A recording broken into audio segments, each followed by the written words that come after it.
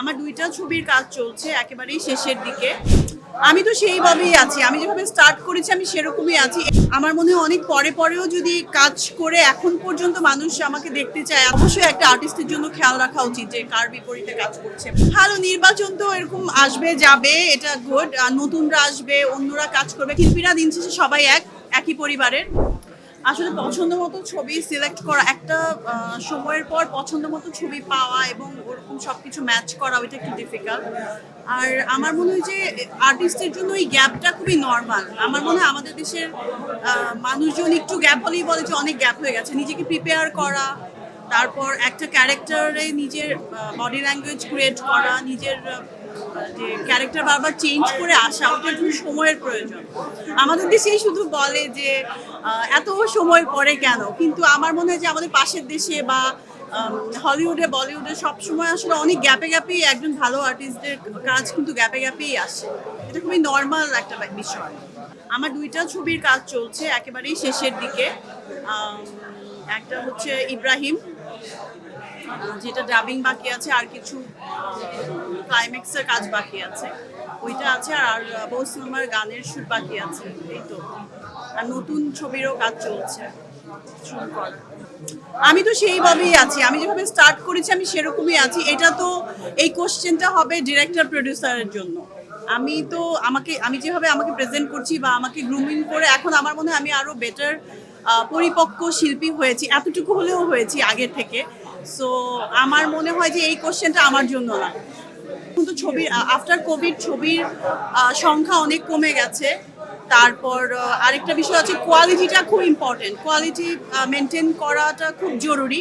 আমার মনে হয় অনেক পরেও যদি কাজ করে এখন পর্যন্ত মানুষ আমাকে দেখতে চায়, এত বছরের ক্যারিয়ার আমার মনে হয় সেদিনের কথা। সো আমার মনে হয় যে কোয়ালিটি মেনটেন করাটা খুব জরুরি। এক বছরে যে ২-৩টা ছবি হয়, সেটা যদি সেই কোয়ালিটি না হয়, বা হল সংখ্যা তো আসলে এখন আগের মতো নাই যে অনেক ছবি আসবে, অনেক হল থাকবে, অনেক অডিয়েন্স থাকবে, সেরকম তো বিষয় না। সো আমাদেরকেও তো এভাবে বুঝে শুনে কাজ করতে হয়। আমি সময় যেরকম গল্পে কাজ করতে চাই বা যেই কোয়ালিটিস, তো আসলে আমাদের উপর ডিপেন্ড করে না, এটা প্রডিউসার ডিরেক্টরের উপর ডিপেন্ড করে। এখন অনেক গুণী একজন ডিরেক্টর, যদি তার সাথে আমার অনেকগুলো কাজ করা, ভালো কাজ করা, যদি একটা রিকোয়েস্ট করে যে না আমি একটা অন্যরকম একটা ছবি করছি বা নতুন হিরো, এরকম কিছু রিকোয়েস্ট তো আমাদের শুনতে হয়। এটা ফিল্মে আসলে এত বছর কাজ করি, কিছু মানুষ আছে যাদের রিকোয়েস্ট আসলে ফেলা যায় না। আর তারপরেও এটা অবশ্যই একটা আর্টিস্টের জন্য খেয়াল রাখা উচিত যে কার বিপরীতে কাজ করছে বা কার সঙ্গে কাজ হচ্ছে।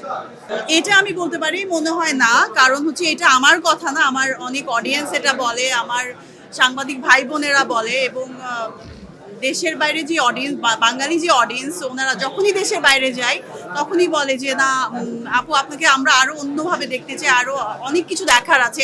আমার মনে আছে আমি লন্ডনে একটা কাজে গেছিলাম, তখন বলেছিল আই থিঙ্ক আপনার 20% কাজ আমরা দেখেছি, 80% এখনো দেখি নাই। এই কথাটা সে বলতে পেরেছে কারণ সে আমাকে পার্সোনালি চেনে, ওই গ্রুপটা আমাকে পার্সোনালি চেনে, দ্যাটস ওয়াই। ভালো নির্বাচন তো এরকম আসবে যাবে, এটা গুড। নতুনরা আসবে, অন্যরা কাজ করবে, কাজের স্টাইলটা চেঞ্জ হবে। বাট আমার একটাই চাওয়া, কাজের পরিবেশটা সুন্দর হোক, কাজের কোয়ালিটি বাড়ুক, এবং আর্টিস্টদের জন্য সেফটি সিকিউরিটি যেটা হচ্ছে কাজের মধ্য দিয়ে সেটা বেড়ে যাক, এটাই আমার আশা। না, আমার কোনো অভিযোগ নেই। এগুলো খুবই হাস্যকর, বলবো না, এটা যার আমার পয়েন্ট অফ ভিউ থেকে আমার কোনো অভিযোগ নেই। কারণ হচ্ছে এটা হবে, শিল্পীরা দিন শেষে সবাই একই পরিবারের। একটু মান অভিমান হয়েই থাকে, যেমন আমার ফ্যামিলিতে আমার বোনের সাথে আমার একটু অভিমান হয়ে থাকে, দ্যাট ডাজন্ট মিন যে আমি ওর থেকে আলাদা হয়ে গেছি। এরকম শিল্পী সমিতিতে সবাই আসলে ঘুরে ফিরে এক।